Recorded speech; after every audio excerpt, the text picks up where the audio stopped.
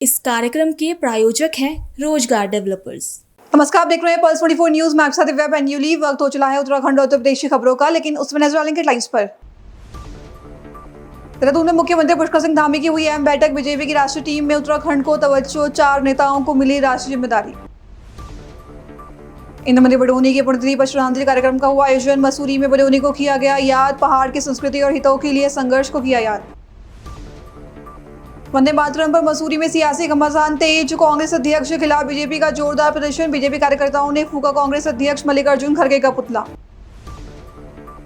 सागवान पेड़ कटान पर वन विभाग सख्त। अवैध कटान करने वालों पर होगी कड़ी कार्रवाई। पथरी में पेड़ कटान की जांच शुरू। दोषियों की पहचान में जुटा वन विभाग। तुम दोनों की मेहनत बहुत रंग लाई है बेटा। घर बहुत सुंदर बना है। ये मेरे पापा का घर। पता है, देख तेरे पापा की नेम प्लेट अपने हाथों से लगाऊंगा। नेम प्लेट तो लग चुकी पापा।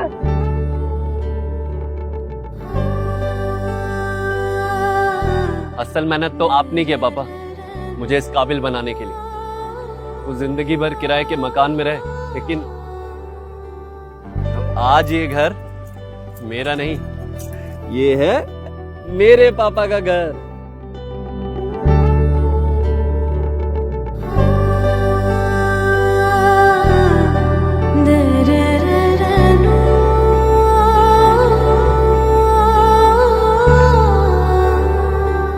उड़ान सपनों की, आंगन खुशियों का और साथ सकर्णी का।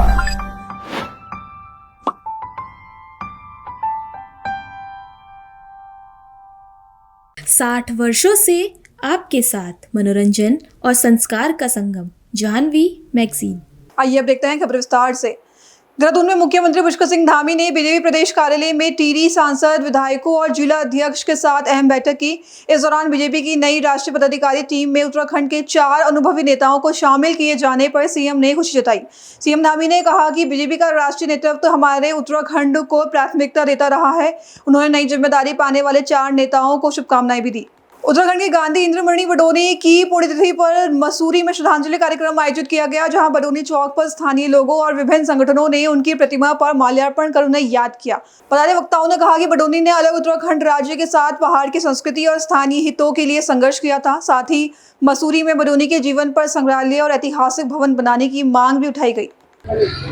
देखिए, आज पर्वतीय गांधी के रूप में विख्यात इंद्रमणि बडोनी जी की 27वीं पुण्यतिथि है और हमने आज यहाँ पर हमेशा की तरह जो है उन्हें याद किया है। पूरी मसूरी ने उनको याद किया है, यहाँ पर उनको श्रद्धांजलि दी गई है।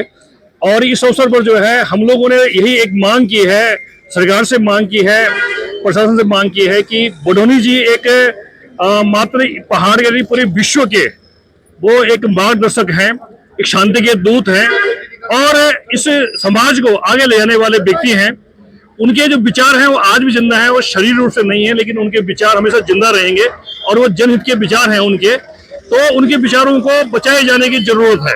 यदि उनके विचारों को स्कूली पाठ्यक्रम में शामिल किया जाता है और उनके नाम पे संग्रहालय बनते हैं, जगह जगह संग्रहालय बनते हैं, तो जो हमारे आने वाली पीढ़ी है वो एक गांधीवादी की परिभाषा को समझ पाएगी, एक शांति के मार्ग की परिभाषा को समझ पाएगी, कैसे जनता के विकास के कार्य किया जाए इस बात को समझ पाएगी। तो इसलिए हमने मांग किया है सरकार से कि उनके जीवन को, उनके जीवन दर्शन को स्कूली पाठ्यक्रम में शामिल किया जाए। और साथ में एक बात और कहना चाहूंगा कि सरकार की ओर से कहीं ना कहीं हमारे जो महापुरुष हैं, हमारे प्रदेश के जो महापुरुष हैं, उनकी अपेक्षा होती है। हम देखते हैं कि जो प्रदेश से बाहर के अन्य जो राजनीतिक व्यक्ति हैं वो बेसिक वो महापुरुष हैं, बाहर के महापुरुष हैं, उनके सम्मान का सम्मान करते हैं, लेकिन जिस प्रकार का उत्साह उनके बाहर के महापुरुषों के लिए होता है वैसा उत्साह हमारे सरकारों में स्थानीय महापुरुषों के प्रति नहीं होता है। सरकारों को हमारे जो स्थानीय महापुरुष है, उत्तराखंड के जो महापुरुष है, उनका जश्न, उनका पुण्यतिथि हो या उनका जन्म शताब्दी हो, उसको बहुत अच्छे ढंग से मनाया जाना चाहिए ताकि जनता प्रत्येक बच्चा तक उनकी बात पहुंच सके। यही मांग करते हैं। बडोनी जी जो हमारे पहाड़ के गांधी, उत्तराखंड राज्य की सोच की नींव जिन्होंने रखी और उत्तराखंड राज्य के प्रेरणा स्रोत जो रहे, ऐसे हमारे बडोनी जी की आज पुण्यतिथि पर हम सब ने मिलकर इंद्रमणि बडोनी विचार समिति के साथ श्रद्धांजलि दी। और हमारा मानना यह है कि उत्तराखंड को आज अगर उत्तराखंड हमें मिला है तो उसकी नींव, उसकी सोच जो थी वो हमारे बडोनी जी ने रखी थी, हमारे पहाड़ के गांधी ने रखी। पहाड़ के गांधी इसलिए भी कि वो ना सिर्फ अहिंसा में विश्वास रखते थे, बल्कि सकारात्मक सोच के साथ आगे नागरिकों को बढ़ाने का कार्य करते थे। उनकी सोच मसूरी में रहकर ये भी थी, जब उन्होंने मसूरी में यूकेडी ज्वाइन करी, कि वो कभी ना कभी जब उत्तराखंड बनेगा तो गैरसैंण राजधानी बने, जिससे गांव-गांव तक विकास की लहर हो, गांव-गांव तक अंतिम छोर में खड़ी व्यक्ति तक विकास पहुंचे। और आज जब उत्तराखंड बन गया है तो हमें अपना दायित्व समझते हुए हम नागरिकों को और सरकारी तरफ से भी इंद्रमणि बडोनी जी की स्मृति में कार्यक्रम होने चाहिए, ऐसे स्थल बनने चाहिए जिससे कि आने वाला युवा हमारे पहाड़ के गांधी बडोनी जी को याद रख सके, उनकी स्मृति में आगे कार्य कर सके। सरकार द्वारा 24 दिसंबर को एक सांस्कृतिक दिवस के रूप में मनाया जाता है, घोषणा की गई है। इसके अलावा आंदोलनकारियों का चयन काफी हद तक पूरा हो चुका है, पेंशन बढ़ा दी गई है, 10% क्षैतिज आरक्षण जो हमारे आंदोलनकारी है उनके परिवारजनों को मिल रहा है। मुझे उम्मीद है सरकार इस कदम में आगे बढ़कर, मैं भी निवेदन करूंगा मसूरी वालों की, सबकी नागरिकों की तरफ से, कि बडोनी जी की स्मृति में कई ऐसे स्मृति चिन्ह बने, स्मृति स्थल बने, जिससे कि बडोनी जी की याद हमेशा हमें आती रहे और बडोनी जी की राह पर हम चलकर हमारे प्रदेश को और देश को आगे बढ़ा सकें। मसूरी में वंदे मातरम को लेकर सियासी विवाद सामने आया है, जहां कांग्रेस अध्यक्ष मल्लिकार्जुन खड़गे पर पूरे गायन में बाधा डालने का आरोप लगाते हुए भाजपा कार्यकर्ताओं ने प्रदर्शन किया और उनका पुतला दहन किया। बता दें, पिक्चर पैलेस कुलरी क्षेत्र में भाजपा मसूरी मंडल के कार्यकर्ताओं ने कांग्रेस के खिलाफ नारेबाजी की। मंडल अध्यक्ष रजत अग्रवाल ने आरोप लगाया कि कांग्रेस राष्ट्रगीत के सम्मान के मुद्दे पर राजनीति कर रही है। कार्यकर्ताओं ने वंदे मातरम पर कहा कि राष्ट्रगीत के सम्मान को लेकर किसी भी तरह का विवाद दुर्भाग्यपूर्ण है। अरे बंकिम चंद्र जी ने लिखा था आनंद मठ में, जो सन्यासी जो विद्रोह हुआ था उसके ऊपर, वो हिंदू थे, बंगाली थे, तो जायज है कि जो उनकी इमेजरी होगी उसमें दुर्गा माँ होगी, शक्ति होगी, और क्या बुरा है इसमें। इसमें हम बोलते हैं कोटि कोटि कल कल निनाद करें, मतलब कोटि कोटि कंठ हम सब एक साथ उठें, कोटि कोटि हमारी जो बाहें हैं वो एक साथ देश को बचाएं। इससे कांग्रेस को मुश्किल है। याद रखिए 1923 में जब कांग्रेस अधिवेशन में पूरा गाना गाया गया तो जौहर जो थे, जिनके नाम पे यूनिवर्सिटी है उत्तर प्रदेश में, उन्होंने उसको अपोज किया। तो पंडित दिगंबर जी जो थे उन्होंने कहा कि कौन सा ये मस्जिद में प्ले हो रहा है, ये तो एक मंच पे प्ले हो रहा है। 1937 में मुस्लिम लीग और जिन्ना जी के कहने पे ये सिर्फ 2 स्टैंजास हुए। उसके बाद 1947 में भारत का विभाजन हो गया। तो आप समझिए, जिन्ना ने 14 पॉइंट दिए थे नेहरू को कि पार्टीशन नहीं रुके उसके लिए, उसमें एक पॉइंट था वंदे मातरम नहीं गाया जाएगा। तो आप समझ लीजिए कितनी विभाजनकारी शक्ति है जो ये कहती है हम वंदे मातरम को हम लोग आदर नहीं देंगे, आपको नहीं गाना मत गाइए, खड़े तो होइए। और जो कह रहे हैं कि हम पहला 2 गाएंगे, अजी आप पहले 2 भी कहाँ गाते थे। पहले 2 के ऊपर जब पार्लियामेंट में बचता था तो आप लोग निकल के बाहर जाते थे। घर भारत का बच्चा समझ ले, बाबा साहब अम्बेडकर की किताब पढ़े, पार्टीशन एंड पाकिस्तान, उसमें क्लियर कट लिखा है जिन्ना की 14 जो डिमांड थी उसमें एक डिमांड थी कि वंदे मातरम नहीं गाया जाए। तो अभी लड़ाई है देशभक्तों में, देशद्रोहियों में, नेशनल एंटी नेशनल। इसको धार्मिक रंग देना नहीं चाहिए, क्योंकि यह धार्मिक, इसका कोई कॉन्टेक्स्ट धार्मिक है ही नहीं, ये एक देशभक्ति का। देखिए, एक बहुत ही गंभीर विषय है और इसे गंभीरता से लेना बड़ा अनिवार्य है। 15 अगस्त के दिन हमारे राष्ट्रगीत वंदे मातरम को एकाएक रुकवाया गया, अपमान करा गया, प्रसिद्ध चिन्ह लगाया गया कि क्यों इसे बजाया जा रहा है, क्यों इसे सुना जा रहा है। और ये सारा कार्य जो है कांग्रेस पार्टी के राष्ट्रीय अध्यक्ष मल्लिकार्जुन खड़गे, उनके साथ सोनिया गांधी और राहुल गांधी जी ने करा। और बहुत ही दुख का विषय है कि एक राष्ट्रीय पार्टी, राष्ट्रीय कांग्रेस पार्टी, जिसने भारत में कई वर्ष अपना कार्य करा और नेतृत्व संभाला, उन्हें वंदे मातरम का महत्व नहीं पता। 1950 में जब इस गीत को राष्ट्रगान के बराबर का दर्जा प्राप्त हुआ और ये गीत जनगण मन के बराबर माना गया, सुना गया, और इसकी महत्वता जब भारतीय जनता पार्टी ने समझी और इसे राष्ट्रीय गीत का दर्जा मानते हुए, हमेशा मानते हुए, इसके लिए एक विधि निकाली और रीति और नीति के तहत इस गीत को जब शुरू करा 15 अगस्त 2026 को, तो इस प्रकार का अपमान कोई नागरिक नहीं सहेगा, हम ही सहेंगे, भारतीय जनता पार्टी का कोई भी कार्यकर्ता नहीं सहेगा, कोई समाज सेवी नहीं सहेगा। ये गीत हमारे रग रग का गीत है। ये गीत वो गीत है जिसने स्वतंत्रता के दौरान, आंदोलन के दौरान जब लोग अपनी जान की आहुति देते थे तो वंदे मातरम कह के अपनी जान निछावर कर देते देश पर। और आज जब इस गीत की बदौलत, उन महानुभावों की बदौलत हमें आजादी मिली, तो आज हम उस गीत को ही भूल गए। आज मल्लिकार्जुन खड़गे इतने बड़े हो गए कि उन्होंने इस गीत को छोड़कर अपने सोनिया गांधी, गांधी परिवार का दामन थाम लिया। उन्हें तुरंत इस्तीफा देना चाहिए। आज ये गीत जो सिर्फ एक गीत नहीं है, ये एक पूजा है जो पूरे हर धर्म के व्यक्ति को, हर जाति के व्यक्ति को, हर वर्ग के व्यक्ति को एक माला में पिरोता है। जो गीत भारतवर्ष की एक एक सुंदरता को, एक एक रचना को, एक एक भावना को उस गीत में डालकर हमें सुनाते हैं, हम में एक जज्बा पैदा करते हैं भारतीय होने का, भारत के लिए कुछ कार्य करने का। उस गीत का अपमान जो करना है, इसका मतलब यह कि राष्ट्रीय कांग्रेस पार्टी, मल्लिकार्जुन खड़गे, सोनिया गांधी, राहुल गांधी, तमाम कांग्रेस पार्टी के जो मंत्री विधायक हैं और जो उनके साथ के लोग जुड़े हैं, वो देशद्रोही हैं, देश विरोधी है, और वो जरूर आसपास के किसी देश के साथ मिलकर हमारे देश को तोड़ने की रचना कर रहे हैं। तो मैं सबसे निवेदन करूंगा, आज जिस प्रकार से हमारे द्वारा ये कार्यक्रम रखा गया, हम इसी तरह से पुरजोर विरोध करते रहेंगे। जो भी देश में गलत नीति कांग्रेस पार्टी द्वारा अपनाई जाएगी और आगे बढ़ाई जाएगी। खबर हरिद्वार से है, जहां पथरी क्षेत्र में सागवान के पेड़ों के कटान को लेकर वन विभाग ने सख्त रुख अपनाया है। जहां वन अधिकारी शीशपाल सिंह ने अवैध कटान करने वालों पर कार्रवाई की बात कही है। वहीं वन अधिकारी ने कहा कि हरे भरे पेड़ों को नुकसान पहुंचाने वालों को किसी भी कीमत पर बख्शा नहीं जाएगा। मामले की जांच कर दोषियों की पहचान की जा रही है। अब सवाल है कि पेड़ों का कटान किसके इशारे पर हुआ और जिम्मेदारी पर कार्रवाई कब होगी। मैंने इसकी जांच वहाँ के वन दरोगा हरीश वालिया से करवाई। वो मौके पे गए तो एक पेड़ सागौन का जो 1 से 2 फीट गोलाई का था, वो गिरा हुआ था, और वो क्योंकि वो पानी उसकी जड़ों में ज़्यादा आ गया था तो कुछ लोगों ने उसे जड़ से हटा दिया था। लेकिन वो पेड़ जो तो मौके पे खड़ा है, आगे की साख को तराशी उसकी हुई है, जिसके लिए वालिया को मैंने बता दिया कि उसमें उचित कार्रवाई करें।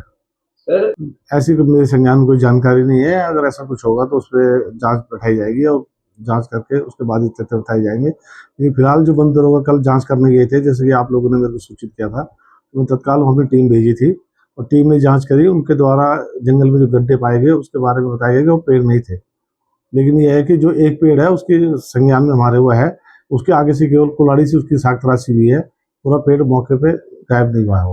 एक जड़, लेकिन सर उसके आगे का हिस्सा कहाँ गया? उसके वो जो पेड़ गिरा हुआ है वो वन निगम को हमने छाप रखा है, जिसके लॉट उन्होंने काटनी थी, लेकिन बरसात होने के कारण काट नहीं पाए। वो अब दिसंबर में जब सर्दी आएगी तो लॉट काटेंगे वन निगम वाले। वो पेड़ जो कतू है उस पर पहले से गिरा हुआ पेड़ था और उसको हमने छपान भी उसका हमने यू में किया है। मतलब वो पेड़ जो है जैसे फिट होता है वो अनफिट पेड़ है, वो उसका छपान भी हमने अनफिट में कर रखा है। पहले से वो छिलावा था तो हमने उसका छपान करके दे रखा है, वो वन निगम ही उसका निस्तारण करेगा बाद में। अब क्योंकि उसके चारों तरफ बहुत ज़्यादा आबादी है तो हो सकता है कि कोई खेत वाला या गांव वाला अपने जलौनी ईंधन के इस्तेमाल के लिए उन्होंने थोड़ा बहुत उसको छील दिया होगा, लेकिन वो पेड़ छिला हुआ ही है, लेकिन उसका पूरा कटा हुआ नहीं है। वो जो का तू है पेड़ वहाँ पे अभी 75% भाग उसका वही है। देखो आजकल वहाँ पे हाथियों का बहुत ज़्यादा मूवमेंट था दिनारपुर सुभाषगढ़ में, तो उसका ज़्यादातर टाइम वहीं व्यस्त हो रहा था। तो हो सकता है पूरी, क्योंकि 400 हेक्टेयर की बीट है और उसका जो क्षेत्रफल वो काफ़ी बड़ा है, इस वजह से वो जा न पाया हो। लेकिन वो पेड़ इतना ज़्यादा नहीं कटा है जिससे कि कोई नुकसान सरकार का हुआ है, लेकिन फिर भी उसमें जांच बिठा दी गई है। अगर कोई तथ्य उसमें कोई प्रकाश में आता है कि किसने वो छीला है, उसके खिलाफ उचित कार्रवाई की जाएगी। सर जो पेड़ हमारे संज्ञान में मेरे वहाँ के वन दरोगा से, वन रक्षक से कई बार बात हो गई है, कई लोगों ने भी शिकायत की थी मुझे, लेकिन उनके द्वारा जांच की गई, उसमें कहीं पे भी उनके द्वारा कहा गया शराब की भट्टी हमारे जंगल में नहीं है। अगर किसी खेत में अगर भट्टी होगी तो उस पर हम कोई कार्रवाई नहीं कर सकते, वो आबकारी विभाग उसमें कार्रवाई करेगा। हरिद्वार के शिवालिक नगर में गैस सिलेंडर वितरण को लेकर सवाल खड़े हो रहे हैं, जहां आरोप है कि गायत्री गैस एजेंसी के बाहर ही भरे हुए सिलेंडरों का वितरण किया जा रहा है, जबकि जिला प्रशासन ने एलपीजी व्यवस्था को लेकर निर्देश जारी किए हैं। दरअसल सामने आई तस्वीरों के आधार पर एजेंसी के बाहर सिलेंडर वितरण का मामला चर्चे में है। ऐसे में सवाल है कि क्या प्रशासनिक निर्देशों का पालन हो रहा है, क्या संबंधित विभाग को इसकी जानकारी है। अब देखना होगा कि जिला प्रशासन और पूर्ति विभाग मामले का संज्ञान लेते हैं या नहीं। जांच के बाद ये स्थिति स्पष्ट होगी और जिम्मेदारी तय हो सकेगी। हापुड़ में देहात थाना क्षेत्र में पुराने विवाद को लेकर एक युवक पर जानलेवा हमला किया गया, जहां धनौरा रोड पर दबंगों ने युवक को घेरकर लाठी डंडों और लोहे की रॉड से पीटा। बता दें, मोहम्मदपुर आजमपुर निवासी गौरव त्यागी धनौरा रोड से गुजर रहा था, तभी कुछ लोगों ने उसे घेर लिया और हमला कर दिया। मारपीट में गौरव गंभीर रूप से घायल होकर सड़क पर गिर पड़ा। सूचना पर पहुंची पुलिस ने उसे अस्पताल पहुंचाया, वहीं आरोपी मौके से फरार हो गए। पुलिस मामले की जाँच कर आरोपी की तलाश में जुटी है। सर, क्या नाम आपका? मेरा नाम विजेंद्र है जी। घटना हुई है, क्या मामला है? ये इनका ज़मीनी विवाद चल रहा था थोड़ा सा। ये तारीख पर आ रहा था रास्ते में, इनके पीछा लगते हुए। गवाही की तारीख गवाही की तारीख थी। गवाही ना देने की वजह से ही इन्होंने गांव से गाड़ी लगा रखी थी पीछे। पहले गाड़ी की टक्कर मारी है, फिर डंडों से मारा बहुत ज़्यादा। उसके फ्रैक्चर है, भूंगा भूंगा टूटा पड़ा, और क्या बोलें, पैरों में हड्डी टूटी हुई है। और मेरे को तो बाद में दरोगा जी ने फ़ोन करके बुलाया था, मुझे बाद में जानकारी मिली थी। किन लोगों ने मारपीट की है? ये कुलदीप है, प्रदीप है, अमित है, एक लोग बाहर का था। तो कहाँ के रहने वाले हैं? ये मोहम्मदपुर आजमपुर के। तो किस चीज़ को लेकर विवाद चल रहा था जो यहाँ पर मारपीट इन्होंने की है? ये गवाही देने जा रहा था सर। गवाही किस चीज़ की गवाही थी? ये 307 की गवाही थी। मसूरी में 22 वर्षीय मनीष की संदिग्ध मौत का मामला तूल पकड़ता जा रहा है, जहां परिजनों और स्थानीय लोगों ने मसूरी कोतवाली का घेराव कर हत्या की आशंका जताई और निष्पक्ष जांच की मांग भी की। बता दें, पुलिस प्रथम दृष्टया मामले को आत्महत्या से जोड़कर जांच कर रही है। वहीं परिजनों ने घटना से पहले विवाद का आरोप लगाते हुए मोबाइल कॉल डिटेल, आखिरी लोकेशन और सीसीटीवी फुटेज की जांच की मांग की है। पुलिस का कहना है कि सभी पहलुओं की जांच की जा रही है और पोस्टमार्टम रिपोर्ट के आधार पर अंतिम निष्कर्ष सामने आएगा। ये था कि रात्रि के समय जब वो घर से निकला था, ठीक है ना, तो 12 तारीख रात्रि को वो निकला था, ठीक है। तो कहीं माल रोड में और इंदिरा कॉलोनी में उसका झगड़ा हुआ कि वो लड़की के द्वारा, ठीक है, जो कि हमें सुबह को मॉर्निंग 13 तारीख को पता चला। और उसमें ये हुआ कि जब उन्होंने रात्रि को मध्य रात्रि को जब उन्होंने झगड़ा करा, ठीक है, तो कई लड़के भी आ रखे थे वहाँ, ठीक है। तो लड़की भी सामने थी, तो उनको वहाँ लड़ाई झगड़ा हुआ, ठीक है। उसी रात्रि को मेरे भाई जो है जब घर से निकला रात को 12-1 बजे, तो मेरा भाई सुबह को जो है उसकी या हत्या कराई गई है। मुझे तो ये पूरा डाउट है कि फांसी लगाने का उसमें कोई सवाल ही नहीं पैदा होता, क्योंकि जो उसकी हाइट है और गाड़ी की हाइट है वो 6 फुट के लमसम में ही है, ठीक है। तो जिस तरीके से वहाँ नीचे रस्सी बांध रखी थी, तो वो बिल्कुल मैं कह नहीं सकता कि उसने आत्महत्या की है, वो एक हत्या ही है, ठीक है। अब हमें चाहे गुमराह किया जा रहा है, लेकिन उसका हमें तो अभी हमें इतना पता नहीं है, लेकिन ये है कि मेरे भाई की हत्या हुई है बस। लड़की का जो है महक थापा नाम की लड़की है, ठीक है, उसके साथ प्रेम प्रसंग भी था। और जो कि उसके घर में मेरे छोटा भाई जो है उसके घर में आके उसने बोला है, उसको धमकियां दी है, पहले धमकियां इस प्रकार की दी है कि तुम मेरे से बात मत करना, ठीक है, और अगर तुम मेरे से बात करेगा, इस तरीके से उसने उसको रिलेटेड करती थी, ब्लैकमेलिंग करती थी, इस तरीके से बोलती थी कि तुम मेरे से बात मत करना, ठीक है, नहीं तो मैं तेरे को पुलिस में ऐसी ऐसी धाराएं लगा दूंगी, ठीक है। तेरे जैसे तो मेरे इसमें जो है 36 ब्लैक लिस्ट में रहते हैं कि, ठीक है। लेकिन फिर वो सेकंड टर्म्स जब आती है, ठीक है, वो लड़की वो सब जानती है। सेकंड टर्म्स जब सेकंड डे वो आती है, मेरा भाई वहां नहीं होता, लेकिन मेरे भाई की जो घरवाली है उनको वो ये कहता है कि देख, मैं शादी तेरे भाई से करूंगी, चाहे उसमें कुछ भी हो, ठीक है। मतलब इस प्रकार से वो लड़की दबाव बनाती थी। और जबकि उसकी जो है 10 मई को शादी भी थी, जो समय चले गया है, ठीक है। तो 10 दिन पहले जो है अपने यहाँ मसूरी में आ गई थी, ठीक है। तब क्या हो बालिक थी वो, तब भी वो नाबालिग ही थी, ठीक है। मेरे भाई को उसने पैसों के चक्कर से, मेरे भाई के पास बिजनेस था अपना, उसका गाड़ी का कारोबार था, ठीक है, उसका काम बहुत अच्छा चलता था मसूरी में, सब लोग जानते हैं, पूरा क्षेत्र जानता है इधर, ठीक है। उनके बाद बल्कि उसने आजकल परसों ही 27 तारीख को मेरे से दूसरी गाड़ी उसने बोला कि भाई मुझे दूसरी गाड़ी चाहिए, तो मैंने 25 तारीख को जब गाड़ी बुक करी थी, 27 तारीख को मैंने गाड़ी नीचे से लाई, ठीक है। वो अभी अप्लाई फॉर गाड़ी है, ठीक है, सब कुछ उसी के नाम से चल रहा था। और लेकिन जो मैं ये सीधा प्रकरण है मेरा कि मेरे भाई की हत्या हुई है, वो तो पुलिस क्या कह रही है? आपने पुलिस कह रही कि उसने, क्या लड़की नाबालिग? पुलिस कह रही है हमको कि वो नाबालिग है, ठीक है। लेकिन मेरा मानना है कि नाबालिग वो तब नहीं थी, वो नाबालिग जब उसकी 10 मई को शादी थी, ठीक है। पुलिस कह रही है उसने सुसाइड करा है। मैं मान ही नहीं सकता, 6 फुट का बंदा है, 6 फुट के बंदे को कैसे सुसाइड कर सकता है। और जब जिस प्रकार से वो बांध रखा था, नहीं, जब मैं आप यकीन मानो या ना मानो, उसमें लग ही नहीं रहा, किसी भी वीडियो से लग रहा है उसने फांसी का बंदा ऐसे लटक सकता है। वो इसको सिर्फ एक निशान इधर लगा हुआ था, ठीक है, गले की तरफ जो निशान था, लेकिन मुझे, और उसके पैर नीचे पड़े हुए थे। वो मतलब अगर वो फांसी भी अगर वो उसमें लगाता 1%, ठीक है, तो उसके हाथ पांव उसमें गाड़ी पे लगते, उसमें कुछ न कुछ उस पर निकलता, लेकिन उसमें एकदम उसी की बॉडी में कुछ ऐसा दिख नहीं, विवरण दिख ही नहीं रहा। तो कोई जांच पड़ताल नहीं की, लेकिन जब कल मेरे से उन्होंने कहा, मेरे को फोन आया था कि भाई ऐसी ऐसी बात है, तेरे भाई ने जो हत्या की, तो मैं मान नहीं सकता उस चीज को कि ये उसने आत्महत्या की, उसकी किसी ने हत्या कराई गई। जब 12 तारीख को, जब मैं कह रहा हूँ, दोबारा भी मैं कह रहा हूँ, रिपीट कर रहा हूँ, 12 तारीख को जब झगड़ा हुआ था रात्रि के समय, लेकिन मैं एकदम पूरा संकोच है मेरे को इसमें कि मेरे भाई की हत्या कराई गई है। ठीक है, ये लड़का जहाँ इन्होंने गाड़ी में टांगा हुआ था, तो लगता नहीं है कि वो उसने फांसी खाई। ऐसे लगता है जैसे सुनियोजित तरीके से कहीं से मर्डर करके उसको वहाँ गाड़ी में लटकाया गया। अब पुलिस उसको ये मान रही है कि आत्महत्या की है, तो हम इसको मान नहीं सकते हैं, क्योंकि गाड़ी की हाइट और उसकी हाइट लगभग एक बराबर है, और एक बराबर हाइट में आदमी कैसे फांसी लगा देगा, ये सोचनीय विषय है। और ऊपर से पुलिस बार बार एक ही चीज कह रही है कि हम उनसे बात कर देते हैं, इनसे बात कर देते हैं, कुछ समझ में नहीं आ रहा। तो हम ये चाह रहे हैं कि इस पे, यदि वो लड़की दोषी है, तो उस पर कड़ी से कड़ी कार्रवाई की जाए। तो क्या हत्या का मामला मान रहे हैं आपकी हत्या है ये? बिल्कुल बिल्कुल, प्रथम दृष्टया तो यही लगता है कि हत्या हुई है। तो आप जो तहरीर दे रहे हैं उसमें क्या लिख रहे हैं आप? हमने यही लिखा कि मनीष का मर्डर हुआ है। अब उसके बाद अब पुलिस क्या जांच करती हो। पुलिस तो आपको बोल रही है कि वो नाबालिग है, उस पर कुछ हो नहीं सकता। नहीं, नाबालिग है तो भारतीय न्याय व्यवस्था में ऐसा तो है ही नहीं कि नाबालिग है उसको ऐसे ही छोड़ देंगे। भाई कोई तो ऐसी धारा होगी जिसमें उसके लिए वो सजा होगी। पर इसके लिए फिर क्या सड़कों पे भी उतरा जा सकता है? बिल्कुल, सड़कों पे उतरेंगे, धरना करना पड़े, धरना करेंगे। तब लगभग 12 साढ़े 12 बजे वो घर से निकला। वो जब अगले दिन लड़की के साथ उसका झगड़ा हुआ, तो उस पे ऐसे लग रहा है कि 2-3 लोगों का नाम आ रहा है उसमें कि वो लोग साथ में थे, तो उन्होंने उनको डराया, धमकाया। तो 2 लोग थे, वो नाम बोल सकते हैं क्या? नाम एक महक नाम की लड़की, एक पूजा नाम की लड़की, और एक समीर लड़का है कोई, जो हमने तहरीर में भी लिखा है। तो अब कौन है ये तो मुझे भी नहीं पता। अब निकले बस इतना ही। खबरों के लिए बने रहे पल्स 24 न्यूज के साथ। अब तक के लिए नमस्कार। इस कार्यक्रम के प्रायोजक थे रोजगार डेवलपर्स। तुम दोनों की मेहनत बहुत रंग लाई है बेटा, घर बहुत सुंदर बना है। ये मेरे पापा का घर। पता है, देख तेरे पापा की नेम प्लेट अपने हाथों से लगाऊंगा। नेम प्लेट तो लग चुकी पापा।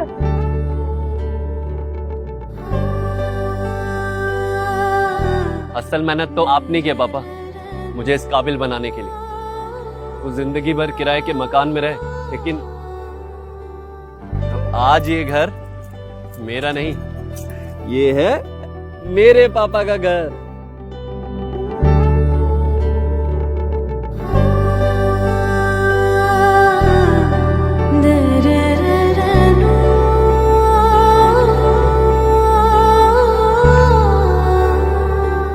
उड़ान सपनों की, आंगन खुशियों का, और साथ सकर्णी का।